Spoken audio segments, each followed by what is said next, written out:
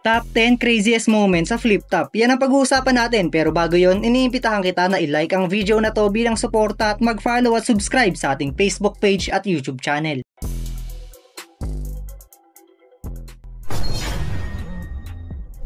Para sa ating top 10, ang One Lazy Harlem versus Macti at G-Spot. Kung saan ay hindi pa nga tapos ang battle pero parang gusto nang umuwi ni One Lazy. Bumaba pa nga ito ng stage at lumakad papalayo.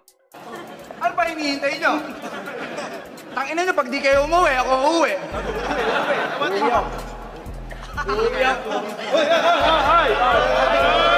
Saan pupunta? Tapong basura?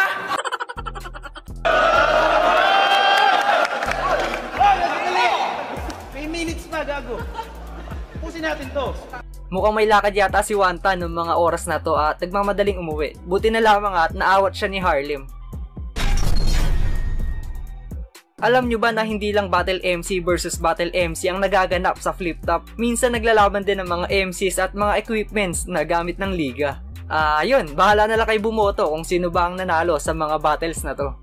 Yun ang punchline, may pumapalakpak doon. Ano yun? Sorry, nabasag ko yung camera. Ha! Tangina mo! Tangina mo! Tangina mo! Kasama ang buo kong tropa! Putang ina mo ka! Asan ba?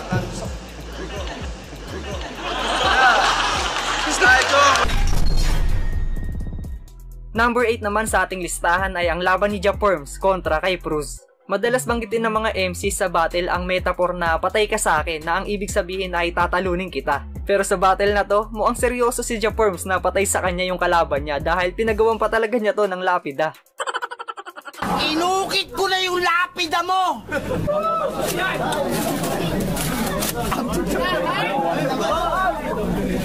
Abdul Jakul Patikul, a.k.a.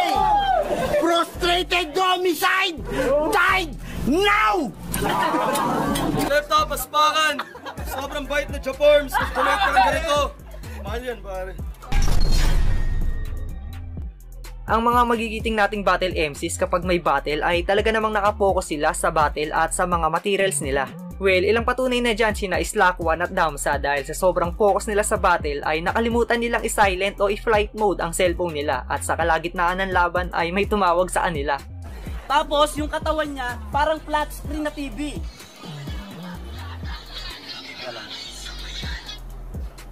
Hello? Oh, mamaya nyo na abangan si Tyke. Naglalaban pa kami. Sige. Okay, balik sa'yo. Ito si Leo, talagang bilib sa sarili. Ang talent nito, kaya magpaikot ng kulangot sa daliri.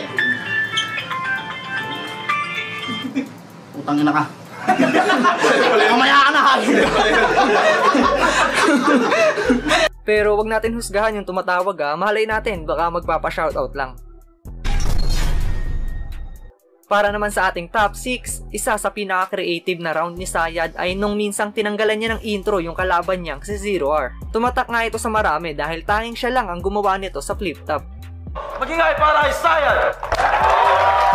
Pagsahin nyo na lang kung ano man nakasulat. What's up nga pala kay Zane, kay Rhea, tsaka sa mga kapamilya, tsaka mga kaibigan ni Zero Hour sa Davao. Binabati ko na kayo para sa kanya. Dahil hindi ko na patatagalin to! Totodasin ko na dapat matodas! Wala ka ng intro, putang ina mo, Zero Hour! Wala ka ng oras! Para magpa-cute sa camera! Kaya naman nung laban nila ni Flick G ay nakaisip si Flick G ng evil plan para bawian ito. Kung si Sayad tinanggalan niya ng intro yung kalaban niya, ang plano naman ni Flick G ay tanggalan ng intro ang buong battle nila. Yun nga lang ay hindi siya pinayagan ni Boss Enigma at inawat habang nag-i-spit. Flip top! Online! Day 1! Ina mo, Sayad! Si Batas lang kaya mong labagin dito! Ako sa sobrang lupit ko! Yung flip top kaya kong tanggalan ng intro! Enigma kami! Time.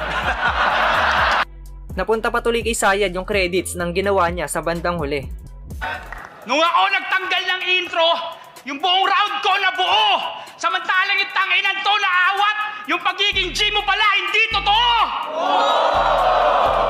Kawawa naman si Kuya Plek. Pero kidding aside napaka-creative sana kung natuloy yun. At syempre, hindi pwedeng mga battle MCs lang ang pasok sa craziest moments natin. Dapat may entry din si Boss Enigma, hindi pwedeng kayo lang. Flip Top Versikulo 9, nandito naman ngayon sa Area D, Dasmariñas, Cavite. Flip Top Zoning 11, dito ngayon sa Lazi, Siquijor. Hindi ako sigurado sa pagbigas nun. Flip Top Zoning 13, nandito naman ngayon sa Ontok Point Lighthouse, Aurora, Kasiguran, Aurora pala to. Flip Top Zoning 12, ito surprise battle, 1-on-1 freestyle dapat na naging 2-on-2 na naging 3-on-3. Hindi ko na alam kung nasa yung venue natin, pero Versikulo 9, nandito naman tayo sa barracks na nga, putang na, meaning ko na.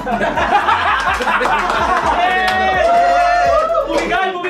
Flip Top, on 4. On 4, Grain Salt 4. Tanga na, sumog na. Grain Salt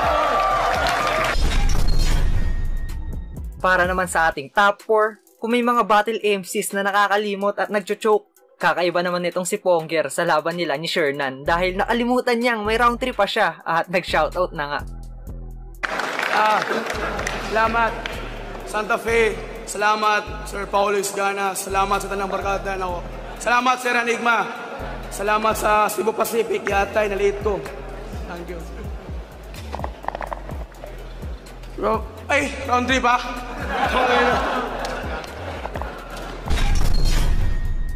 Noong debut battle ni Sir Deo ay marami ang nag-aabang kung ano bang klaseng kulit ang ipapakita niya. Sa intro pa nga lang nito ay hindi na niya binigo ang mga nanonood dahil pinasiklaban agad niya to ng isang malupit na tumbling.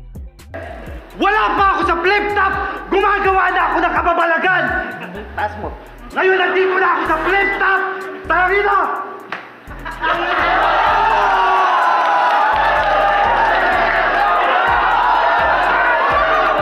Kaso nasobrahan yata sa pagka-hyper si Deo at nauwi sa biglaang pagkawala ng boses niya.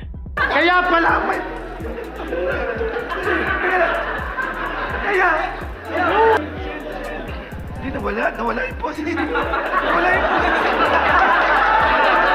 Sayang yung battle na to pero nailabas pa rin naman ni Deo yung kulit niya sa mga sumunod na battles niya. Kung usapang rap battle, balagbag talaga itong si Idol Jonas pero sa pagkakataong to, hindi lang nagbabagang bara ang pinakawalan niya. Talaga namang nawindang ang lahat sa tira niya na may kasamang ngipin. Kampiyon ka ng tryouts. Lagi mong pinagmamalaki. Puta baka nakakalimutan mo pre. Wala akong paki. Wala akong paki.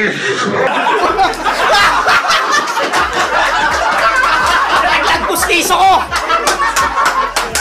Baka nakakalimutan. Baka nalaglag pustiso ko, kakagawa lang kasi.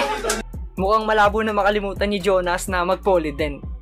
Sa gumawa ng pustiso ko, tangina, 1 month pa lang, hindi pala matibay. Babalik ko to sa'yo. At para naman sa ating top 1, syempre ang hindi makakalimutan ng lahat ang hulog ng langit kung tawagin ni Smaglas. Hindi lang to basta nalaglag sa tournament ng Isa Buhay o 2x2, kundi sa mismong stage ng Flip Top. Simple pang contest ka lang naman dati. Naging pang latest. First time mo piso na nangyari.